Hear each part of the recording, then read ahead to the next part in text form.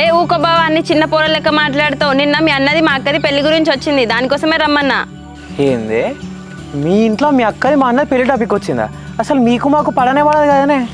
ఆ పెళ్లి టాపిక్ తీసుకొచ్చింది మేము కాదు బావా, మా అన్న ఫ్రెండ్ సందీప్ ఉన్నాడు కదా, అతనే తీసుకొచ్చిండు. సందీపా?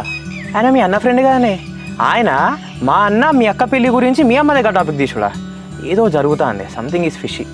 ఏది జరిగినా మన మంచికే అనుకోవాలి బావా. ఒకసారి ఇది ఆలోచించు, ఒకవేళ మీ అన్నకి మా అక్కకి పెళ్ళి అయింది అనుకో, మన లైన్ కూడా క్లియర్ అయినట్టే కదా. పా విన్నలా నెగిటివ్లో పాజిటివ్ ఎత్తుకాలంటే నీ తర్వాతనే ఎవరైనా. నాకే ఆలోచన రాలే కదనే.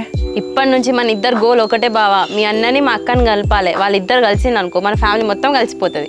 ఆహా, ఈసారే కనుక ఏడుకొండల వెంకటేశ్వర స్వామి మన వెనకాలే ఉండి మీ అక్కది మా అన్నది పెళ్ళి మంచిగా జరిపించండి అనుకో, ఈ జన్మకే కాదు ఏడేడు జన్మలకి మనల్ని ఎవ్వరు విడేదే లేరే.